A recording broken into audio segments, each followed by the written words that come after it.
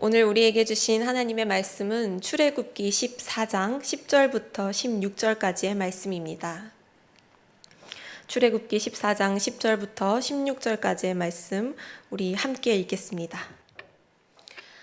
바로가 가까이 올 때에 이스라엘 자손이 눈을 들어 본즉 애굽 사람들이 자기들 뒤에 이른지라. 이스라엘 자손이 심히 두려워하여 여호와께 부르짖고 그들이 또 모세에게 이르되 애굽에 매장지가 없어서 당신이 우리를 이끌어내어 이 광야에서 죽게 하느냐. 어찌하여 당신이 우리를 애굽에서 이끌어내어 우리에게 이같이 하느냐. 우리가 애굽에서 당신에게 이른 말이 이것이 아니냐. 이르기를 우리를 내버려 두라. 우리가 애굽 사람을 섬길 것이라 하지 아니하더냐. 애굽 사람을 섬기는 것이 광야에서 죽는 것보다 낫겠노라. 모세가 백성에게 이르되 너희는 두려워하지 말고 가만히 서서 여호와께서 오늘 너희를 위하여 행하시는 구원을 보라. 너희가 오늘 본 애굽 사람을 영원히 다시 보지 아니하리라. 여호와께서 너희를 위하여 싸우시리니 너희는 가만히 있을지니라. 여호와께서 모세에게 이르시되 너는 어찌하여 내게 부르짖느냐. 이스라엘 자손에게 명령하여 앞으로 나아가게 하고 지팡이를 들고 손을 바다 위로 내밀어 그것이 갈라지게 하라. 이스라엘 자손이 바다 가운데서 마른 땅으로 행하리라. 아멘. 이번 주 우리 교회에 주신 말씀 시편 51편 7절 말씀 우리 함께 읽겠습니다. 하나님께서 구하시는 제사는 상한 심령이라. 하나님이여 상하고 통회하는 마음을 주께서 멸시하지 아니하시리이다. 아멘. 오늘도 우리의 상한 심령을 주님께 올려드리면서 주님께서 기뻐하시는 그런 예배자의 모습으로 살아가시길 간절히 소망합니다. 2014년에 제작된 괜찮아 사랑이야 라는 드라마를 혹시 기억하십니까? 네. 노희경 작가의 작품인데요. 공효진 배우와 조인성 배우가 등장을 합니다. 조인성은 이제 유명 소설가로 나오고 또 공효진은 정신과 전문의로 나오는데요. 이 조인성이 연기한 장재열이라는 역할은 소설가인데 정신분열증을 앓고 있습니다. 공효진이 연기한 이 지혜수라는 인물은 정신과 의사인데도 불구하고 이 관계 기피증과 또 불안증을 가지고 살아갑니다. 이 두 인물이 만나서 서로의 아픔을 발견하고 또 치유해가는 과정을 그린 멜로 드라마입니다. 굉장히 재밌게 봤고 또 많은 사람들이 참 애정하는 그런 작품인데요. 이 드라마에는 명장면 그리고 명대사가 참 많이 나옵니다. 그 중에서도 혹시 기억하실지 모르겠지만 이 낙타 그림이 나오는 장면이 하나가 있습니다. 그 장면이 많은 우리 사람들의 공감을 불러일으켰는데 1분짜리 짧은 장면이라 제가 한번 가지고 와봤습니다. 우리 성도님들이랑 함께 보고 또 말씀을 이어나가도록 하겠습니다. 네, 영상을 보여주시죠. 이 남자 주인공은 아주 성공한 베스트셀러 작가입니다. 그런데 지금 어디서 잠을 자는 걸로 나오나요? 화장실에 있는 욕조에 이불을 깔고 잠을 잡니다. 또 방금 장면에는 안 나왔지만 이것을 사람들에게 들키고 싶지 않아서 화장실에 이 도어락을 설치했습니다. 그리고 그 화장실 벽에 걸린 그림이 바로 그 낙타 그림이죠. 남자 주인공이 이 그림에 대해서 이렇게 설명을 합니다. 화면 띄워주시죠. 사막의 유목민들은 밤에 낙타를 이렇게 나무에 묶어두지. 그런데 아침엔 끈을 풀어 보다시피. 그래도 낙타는 도망가지 않아. 나무에 끈이 묶인 밤을 기억하거든. 우리가 지난 상처를 기억하듯. 이 장재열이라는 남자 주인공은 이 낙타의 모습과 자신의 모습이 매우 닮아 있다는 것을 이미 알고 있었습니다. 사실 이 이야기는 오늘을 살아가는 우리 모두의 이야기일 것입니다. 묶여있던 밤을 기억하는 그 낙타처럼 우리에게도 앞으로 나아가지 못하게 자꾸만 붙잡아두는 그런 무수한 지난 밤들이 있습니다. 과거에 대한 후회, 또 미련, 또 상처 이런 것은 물리적인 어떤 줄보다도 더 강력하게 우리를 묶고 있고 우리의 발길을 붙잡아둡니다. 분명 주님께서 이미 우리를 어떤 죄와 사망의 사슬에서 다 끊어내시고 또 날마다 새로운 은혜를 부어주심에도 불구하고 우리는 자꾸 주저앉아서 그 지난 밤들을 곱씹고 그 지난 밤들에 머물러 있을 때가 참 많습니다. 딱 한 발만 내디디면 되는데, 그러면 더 이상 내가 묶여있지 않다는 걸 낙타가 깨달을 수 있는데, 어떤 것도 나를 결박하고 있지 않다는 것을 깨달을 수 있는데, 그 첫 발떼기가 참 어렵지요. 오히려 그 익숙한 고통 속에서 안도감을 느끼기도 합니다. 오늘 우리가 읽은 이 이스라엘 백성들도 바로 그러한 상황입니다. 하나님께서 이 애굽의 종이었던 이스라엘 백성들을 자유인으로 해방시켜 주셨지만 그들의 몸과 마음은 여전히 옛 습관, 그 종으로 살던 옛 관습에서 전혀 나아가지를 못하고 있습니다. 자신들에게 갑자기 주어진 이 자유를 어떻게 감당해야 할지를 모르고 있습니다. 마치 줄에 묶여있던 그 지난 밤을 기억하는 낙타처럼 이 이스라엘 백성들은 여전히 애굽에 묶여있던 지난 날을 기억하면서 두려워하고 있습니다. 물론 눈앞에서 막 10가지 재앙이 나타날 때는 그 믿을 수 없는 광경에 압도되어서 모세를 막 따라 나섰을 것입니다. 또 바로가 항복해서 자신들을 보내주는 것을 보면서 이스라엘 백성들은 막 희망으로 가슴이 부풀었겠지요. 또 이것뿐만이 아닙니다. 에담의 장막을 친 후부터 하나님께서 구름 기둥과 또 불 기둥을 보내주셔서 그들의 낮과 밤을 지켜주십니다. 이렇게 하루하루가 어쩌면 매 순간이 기적의 연속이었습니다. 그런데 막상 그런 날이 하루 이틀, 사흘 나흘, 그 광야를 떠도는 날이 길어질수록 이들의 들뜬 마음과 또 희망과 열정이 점차 사그라들고 그 마음 가운데 잠재돼 있던 두려움이 폭발하기 시작합니다. 이럴 때는 빨리 목적지에 도착하도록 걸음을 재촉하는 것이 상식적이지 않겠습니까? 그런데 우리 하나님은 오히려 오던 길을 잠시 돌아가게 하십니다. 출애굽기 14장 2절을 보시면 이렇게 기록합니다. 이스라엘 자손에게 명령하여 돌이켜 바다와 믹돌 사이에 비아히롯 앞 곧 바알스본 맞은편 바닷가에 장막을 치게 하라. 오던 길을 되돌아가서 믹돌과 바다 사이에 비아히롯 앞 곧 바알스본 맞은편 바닷가에 장막을 치라. 아주 자세하게 지금 지명을 알려주십니다. 혹시 여러분 중에 이 야외에서 어떤 그 공동체를, 어떤 사람들을 인솔해 보신 경험이 있으십니까? 인솔자가 길을 잘못 들어서 왔던 길을 되돌아가야 한다? 굉장히 진땀나는 일입니다. 저도 예전에 이 아기 학교를 한 적이 있는데 제가 대단한 길치거든요. 아이들과, 그 조그마한 아이들과 부모님들을 모시고 그 안성에 있는 무슨 목장을 갔습니다. 그런데 제가 길을 잘못 들어서 무려 20분 동안을 돌아 더 걷게 했던 기억이 납니다. 그때 정말 도망가고 싶었습니다. 너무너무 미안하고 죄송스럽고 저 때문에 이 어린 아이들과 부모님들이 고생을 했다는 생각에 너무나 너무 민망하고 정말 견디기가 힘들었습니다. 모세는 어땠을까요?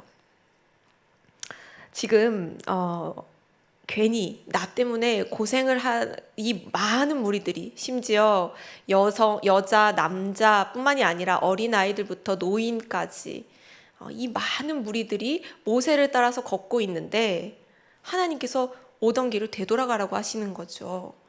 만약에 저라면 하나님 앞에 이렇게 투정을 좀 부렸을 것 같습니다. 하나님, 여기까지 걸어오기 전에 조금만 더 미리 알려주시지 그러셨습니까?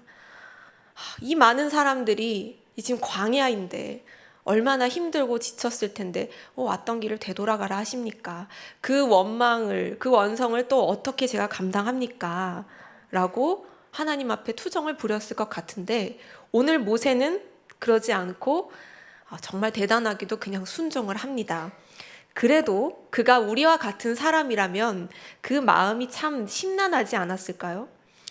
그런데 하나님도 이 마음을 충분히 이해하시고 또 백성들의 그 반응을 예상하셨습니다. 그래서 왜 돌아가라고 하시는지 그 친절하게 이유를 설명을 하십니다. 14장 3절부터 4절 말씀입니다. 우리 함께 읽어볼까요? 바로가 이스라엘 자손에 대하여 말하기를 그들이 그 땅에서 멀리 떠나 광야에 갇힌 바 되었다 하리라. 내가 바로의 마음을 완악하게 한즉 바로가 그들의 뒤를 따르리니 내가 그와 그의 온 군대로 말미암아 영광을 얻어 애굽 사람들이 나를 여호와인 줄 알게 하리라 하시매 무리가 그대로 행하리라. 장막을 치고 기다리면 바로가 쫓아올 것이다. 그런데 이거 다 내가 기획한 일이다. 내가 바로의 마음을 완악하게 할 것이고 또 바로의 그 모든 군대를 내가 물리칠 것이다. 그래서 애굽 사람들이 내가 여호와인 줄을 알게 할 것이다. 그러니 애굽이 너희에게 달려들더라도 두려워하지 말라라는 말씀이죠. 하나님께서 이 정도로 자세하게 알려주신 것은 지금 그 이스라엘의 영적인 수준을 아셨기 때문입니다. 또 얼마나 흔들릴까, 얼마나 난리를 칠까 아시기에 모세를 통해서 하나님이 안심을 시키고 계십니다. 그리고 4절 말미에 우리가 읽었듯이 이 이스라엘 백성들도 처음에는 모세의 말을 듣고 그대로 순종을 합니다. 그러나 정작 막상 이 바로의 군대가 다 가까이 다가오자 그들의 마음이 요동치기 시작하죠. 우리 10절 말씀 같이 읽겠습니다. 바로가 가까이 올 때에 이스라엘 자손이 눈을 들어 본즉 애굽 사람들이 자기들 뒤에 이른지라. 이스라엘 자손이 심히 두려워하여 여호와께 부르짖고. 아무리 하나님께서 미리 알려주셨다 하더라도 그 눈앞에서 군대가 몰려오는 모습을 보니 너무나 두렵죠. 그래서 하나님께 부르짖습니다. 그 죽음의 공포 속에서 그들이 뭐라고 부르짖었을지는 뻔합니다. 고상하게 어떤 정돈된 말로 기도하는 것이 아니라 지금 당장 우리를 살려달라고, 다 죽게 생겼다고 아마 이제 절규를 했겠지요. 그래도 이스라엘 백성들이 그렇게 하나님 앞에 부르짖기만 그랬다면 참 좋았을 텐데 그들은 즉답하지 않으시는 하나님을 뒤로하고 눈앞에 있는 모세를 향해서 분을 쏟아냅니다. 오늘 말씀 11절, 12절입니다. 우리 같이 읽어보겠습니다. 그들이 또 모세에게 이르되 애굽에 매장지가 없어서 당신이 우리를 이끌어내어 이 광야에서 죽게 하느냐? 어찌하여 당신이 우리를 애굽에서 이끌어내어 우리에게 이같이 하느냐? 우리가 애굽에서 당신에게 이른 말이 이것이 아니냐? 이르기를 우리를 내버려 두라. 우리가 애굽 사람을 섬길 것이라 하지 아니하더냐? 애굽 사람을 섬기는 것이 광야에서 죽는 것보다 낫겠노라. 이 이스라엘 백성들의 두려움은 충분히 이해는 갑니다. 애굽을 나올 때에 모세가 어떤 그 계획을, 청사진을 제시하지 못했습니다. 백성들에게 약속의 땅까지 가는 어떤 최적의 경로를 알려준 적도 없고 지금으로부터 며칠 걸릴 것이다 이렇게 계획을 알려주지도 않았습니다. 또 이 광야에서 어떻게 물과 양식을 구할지 혹은 들짐승이나 도적대 각종 위협으로부터 어떻게 스스로를 보호할 것인지 그것들을 하나 미리 알려주지를 못했습니다. 그러니 따라가고 있기는 하지만 이 사람들의 마음이 얼마나 막막하고 두려웠겠습니까? 게다가 지금 바로의 군대가 들이닥치고 있으니 너무나 공포스러웠겠지요. 그래서 그들의 이 요동치는 마음은 분명히 충분히 이해가 갑니다. 그러나 애굽에서 죽게 내버려 두지 왜 우리를 이리 끌고 나왔느냐? 애굽에 매장지가 없어서 여기 광야에 묻으려고 데리고 나왔느냐라고 말하는 것은 하나님께서 지금까지 베풀어 주신 모든 은혜를 다 무가치하게 만들어버리는 그런 말이죠. 애굽에서 힘들다고 구해달라고 부르짖던 그 기도했던 때를 완전히 잊어버리고 그 기도에 응답하신 하나님을 철저하게 무시하고 있습니다. 심지어 지금도 하나님께서는 여전히 구름 기둥과 또 불 기둥으로 그들을 지키고 계십니다. 그러나 그들은 두려움에 눈이 가려서 앞뒤 분간을 하지 못하고 지금 하나님을 대적하고 있습니다. 여러분, 만약에 하나님께서 이 이야기를 들으시고 그래 내가 너의 기도에 응답하겠다 하고 애굽으로 돌려보내셨다면 어땠을까요? 그래서 그들이 원하던 대로 다시 애굽의 노예가 된다면 주님 다행입니다, 감사합니다 라고 생각했을까요? 그렇지 않습니다. 잠깐이라도 자유를 맛본 자들은 다시 종의 생활로 되돌아간들 만족할 수가 없습니다. 또다시 그들은 죽겠다고 소리치며 하나님을 향해 부르짖었을 것입니다. 그러니 이들이 지금 내뱉고 있는 말이 얼마나 어리석고 악한 말인지 우리가 알 수 있지요. 이 이스라엘 백성들의 모습은 마치 이 서두에 보았던 그 그림 속 낙타의 모습과 같습니다. 묶여있던 지난 밤에 사로잡혀서 한 발자국도 나아가지 못하고 있습니다. 조금 더 우리가 상상을 보태본다면 왜 아직도 나를 붙잡고 있느냐고 울고불고 난리를 치는 그런 낙타와 같습니다. 그러나 그들은 우리가 알다시피 분명 자유의 몸입니다. 이미 지난 밤에, 그 밤에 하나님께서 그들을 묶고 있던 애굽의 사슬에서 끊어내셨습니다. 다시 말해 하나님이 그들을 책임지십니다. 우리 출애굽기 12장 40절부터 42절의 말씀 같이 읽어보겠습니다. 이스라엘 자손이 애굽에 거주한 지 430년이라 430년이 끝나는 그날에 여호와의 군대가 다 애굽 땅에서 나왔은즉 이 밤은 그들을 애굽 땅에서 인도하여 내심으로 말미암아 여호와 앞에 지킬 것이니 이는 여호와의 밤이라 이스라엘 자손이 다 대대로 지킬 것이니라. 여호와의 밤이라, 하나님께서 이스라엘을 해방하신 밤입니다. 그 밤에 분명히 하나님께서 그들에게 자유를 주셨고 친히 그들의 걸음을 인도해 내셨습니다. 그럼에도 불구하고 막상 바로의 군대가 눈앞에 들이닥치니 그들의 마음은 애굽의 노예로 묶여있던 그 상태로 다시 돌아가 버리고 만 것이죠. 바로가 너무 두렵습니다. 이 말발굽 소리에 마음이 녹아내립니다. 자신들의 삶이 여전히 옛 주인인 그 바로의 손에 달려 있는 것 같습니다. 이 모습을 보면 하나님께서 왜 40년 동안이나 그들을 광야에서 훈련시키셨는지 너무나 우리가 잘 알겠다는 생각이 들지요. 애굽에서 몸과 마음에 배인 그 노예 근성을 다 벗어버리고 종이 아닌 하나님의 백성, 자유인으로 살아가기 위해서 그 철저한 훈련의 시간이 필요했던 것입니다. 여러분, 이처럼 우리가 아픈 어떤 과거로부터 벗어난다는 것은 굉장히 어려운 일이고 또 많은 시간과 노력을 요하는 일입니다. 이스라엘 백성들처럼 믿을 수 없는 엄청난 기적을 경험한다고 해서 금방 사람이 달라지는 것도 아닌 것 같습니다.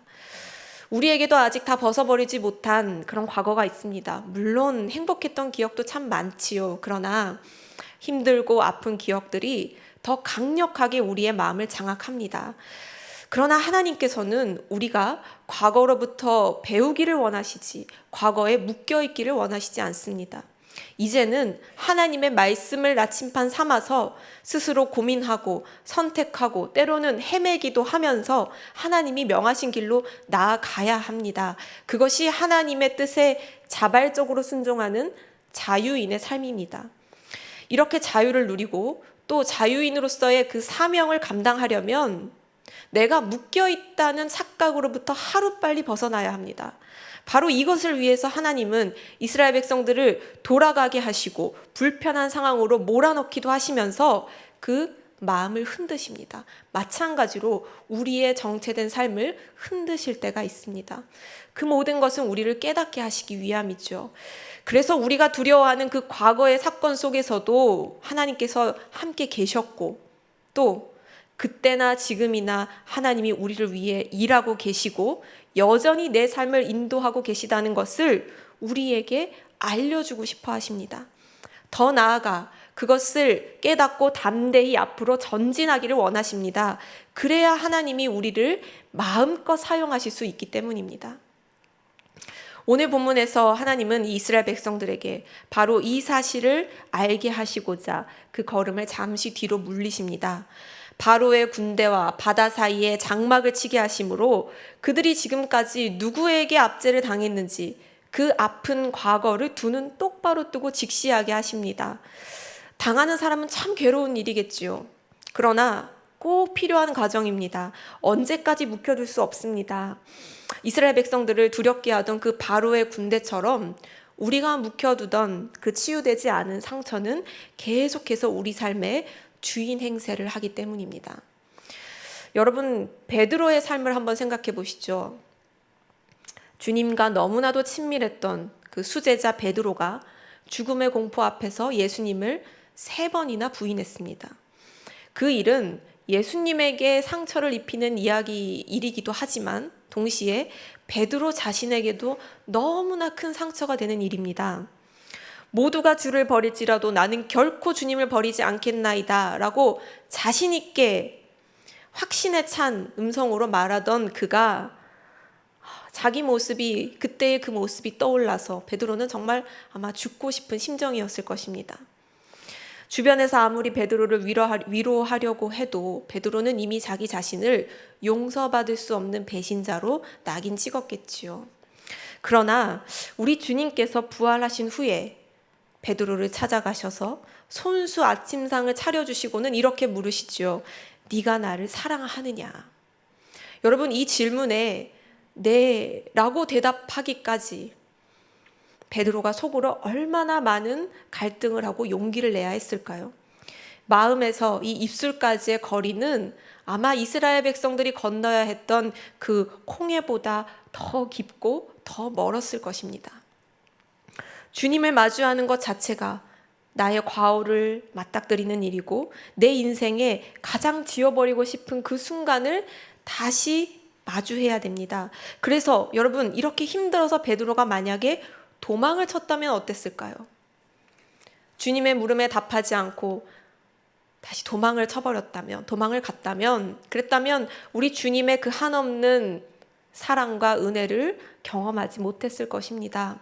물론 아마도 주님께서 어떻게든 다시 베드로를 찾아내어서 그를 깨닫게 하셨을 것 같습니다. 그러나 그 늦어진 만큼 그는 기쁨을 누릴 시간을 빼앗겼겠지요. 베드로는 더 이상 자신의 과거를 바라보지 않고 주님을 바라보면서 대답합니다. 내가 주님을 사랑하는 줄 주께서 아시나이다. 그러자 우리 주님께서는 베드로에게 내 양을 먹이라, 내 양을 치라, 하나님의 양들을 돌보는 사명을 맡기셨습니다. 하나님께서는 우리가 숨기고 또 외면하고 싶은 상처를 직면하게 하실 때가 있습니다. 베드로에게 찾아가 3번 물으신 것처럼 우리의 전곡을 콕 찌르실 때가 있습니다. 또한 바로의 군대와 그 해변 사이에서 장막을 치게 하신 것처럼 어디 도망갈 곳 없이 우리의 과거를 마주하게 하실 때가 있죠. 그런데 그것은 우리를 괴롭게 하시려는 것이 아니라, 우리를 망하게 하려고 그러시는 것이 아니라 그 속에서 역사하시는 하나님을 바라보게 하시기 위함입니다. 우리는 우리의 연약함으로 인해서 나에게 주어진 일들, 또 내가 마주한 상황들을 다 망쳐버리면 어떡하나 싶은 두려움을 어느 정도 다 가지고 살아갑니다. 그러나 이것이 과하면 오히려 그것은 우리 자신을 너무 과대평가하는 것일지도 모릅니다. 모든 상황의 주도권은 오직 나에게 있지 않고 여호와 하나님에게 있습니다. 오늘 본문 13절 14절 말씀 같이 읽겠습니다. 모세가 백성에게 이르되 너희는 두려워하지 말고 가만히 서서 여호와께서 오늘 너희를 위하여 행하시는 구원을 보라. 너희가 오늘 본 애굽 사람을 영원히 다시 보지 아니하리라. 여호와께서 너희를 위하여 싸우시리니 너희는 가만히 있을지니라. 두려워하지 말고 가만히 서서 여호와께서 행하시는 그 구원을 보아라. 하나님께서 직접 싸우겠다고 말씀하십니다. 다시 말해서 우리가 아직 벗어나지 못하는 그 두려워하는 과거의 기억과 상처를 하나님이 어떻게 치유하시는지 가만히 서서 지켜보라고 말씀합니다. 두려워하지 말고 도망가지도 말고 하나님의 일하심을 제대로 보고 마음에 새기라는 그런 말씀입니다. 언제 어디서 어떻게 보겠습니까?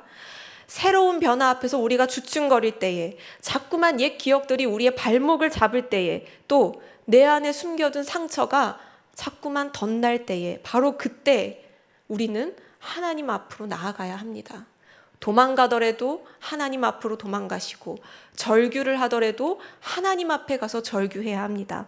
그러면 하나님께서 이미 우리를 진리 안에서 자유롭게 하셨음을, 또한 이미 우리를 치유하고 계심을 온전히 깨닫게 될 것이고, 더 이상 어떤 기억도 우리를 올가맬 수 없다는 것을 알게 하실 것입니다. 또한 우리 각 사람을 그렇게 회복시킴으로 말미암아 우리에게 맡겨주신 그 공동체, 우리에게 맡겨주신 그 사명의 자리를 감당할 수 있는 힘을 허락하여 주실 것입니다. 오늘 모세는 하나님께 이렇게 간청합니다. 15절 16절 말씀 우리 같이 읽겠습니다. 여호와께서 모세에게 이르시되 너는 어찌하여 내게 부르짖느냐? 이스라엘 자손에게 명령하여 앞으로 나아가게 하고 지팡이를 들고 손을 바다 위로 내밀어 그것이 갈라지게 하라. 이스라엘 자손이 바다 가운데서 마른 땅으로 행하리라. 여러분, 이 말씀을 보시면 모세도 두려워했던 것 같습니다.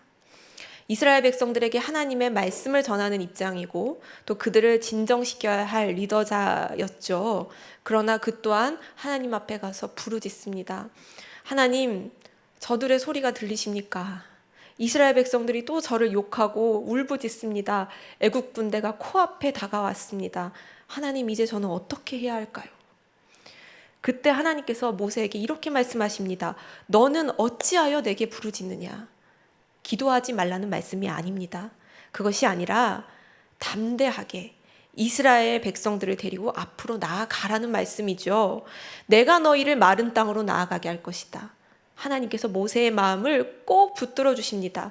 담대하게 나아가라고 말씀합니다. 내가 너와 함께 할 것이고 내가 친히 이 백성들을 인도할 것이다. 너의 백성이 아니라 나의 백성이다.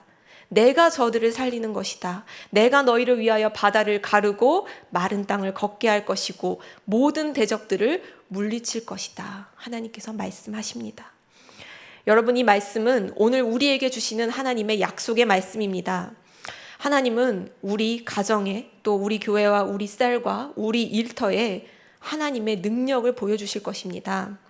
우리를 올가매는 그 모든 상처 다 치유하시고 하나님과 동행하는 그 기쁨을 오롯이 만끽하게 하실 것입니다. 그리하여 우리를 통해 하나님의 꿈을 이루어 가실 줄 믿습니다.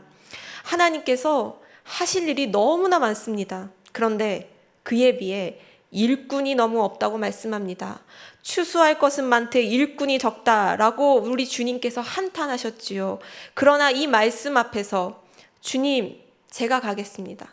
부족한 딸이지만, 부족한 아들이지만 이미 주님께서 우리에게 부어주신 은혜가 차고도 넘치니 제가 따라 나서겠습니다. 주님께서 이 이리저리 잘 만지시고 다듬으셔서 주님 뜻대로 사용하여 주옵소서라고 고백할 수 있기를 바랍니다. 오늘 이 시간 우리가 기도하는 동안에 하나님이 우리의 눈과 또 귀와 입술과 마음을 열어주시기를 간절히 원합니다. 우리 안에 해결되지 않은 그 과거의 아픔들, 또 골마버린 어떤 상처들, 또 죄악된 습관들, 고통에 길들여진 그 습성들을 마주하면서 하나님께서 이 모든 것을 어떻게 치유해 가시는지 그 과정들을 우리가 두 눈 똑바로 뜨고 하나님 다 우리가 지켜볼 수 있게 해달라고, 그래서 하나님의 손을 거치고 나면 다 봉합된다는 것을 우리가 알게 해주세요 라고 기도하시기 바랍니다. 우리가 상처라고 부르는 그 어떤 것들이 아무리 대단하다 하더라도 여러분, 하나님께서 만지시면 다 아물게 되어 있습니다. 그 치유의 흔적들이 하나 둘 모이면 하나님의 은혜를 드러내는 아름답고 멋진 무늬가 될 것입니다. 그러니 두려워하지 마십시오. 하나님께서 우리의 마음을 다독이면서 말씀하십니다. 괜찮아. 내가 직접 싸울 것이다. 괜찮아. 내가 너와 함께 있을 것이다. 괜찮아. 내가 너희를 인도해냈고 앞으로도 인도할 것이다. 우리 하나님의 음성을 늘 기억하시면서 담대하게 전진하는 저와 여러분 되시길 간절히 소망합니다. 우리 함께 찬양하시겠습니다.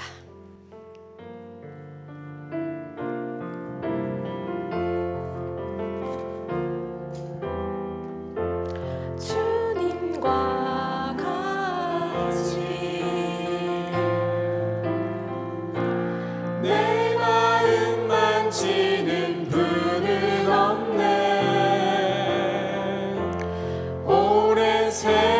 세월 찾아 난 알았네. 내겐 주밖에 없네. 주님과 같이 주님과 같이 내 마음 만지는 분은 없네. 오랜 세월 찾아 난 알았네. 내겐 주밖에 없네. 주자비 강같이 흐르고 주자비 강같이 흐르고 주 손길 치료하네. 고통받는 자녀 품으시니 주밖에 없네. 주님과 같이 내 마음 만지는 분은 없네. 오랜 세월 찾아 난 알았네. 내게 주밖에 없네. 우리 다시 한번 찬양합니다. 주님과 같이 주님과 같이 내 마음 만지는 분은 없네. 오랜 세월 찾아 난 알았네. 내게 주밖에 없네. 주자비 강같이 흐르고 주자비 강같이 흐르고 주 손길 치료하네. 고통받는 자녀 품으시니 주밖에 없네. 주님과 같이 내 마음 만지는 분은 없네. 오랜 세월 찾아 난 알았네. 내게 주밖에 없네. 주 사랑 거친 풍랑에도 주 사랑 거친 풍랑에도 깊은 바다처럼 나를 잠잠케 해. 주 사랑 내 영혼의 반석 그 사랑 위에서 주 사랑 거친 풍랑에도 주 사랑 거친 풍랑에도 깊은 바다처럼 나를 잠잠케 해. 주 사랑 내 영혼의 반석 그 사랑 위에 주 사랑 거친 풍랑에도 나를 잠잠케 하십니다. 주 사랑 거친 풍랑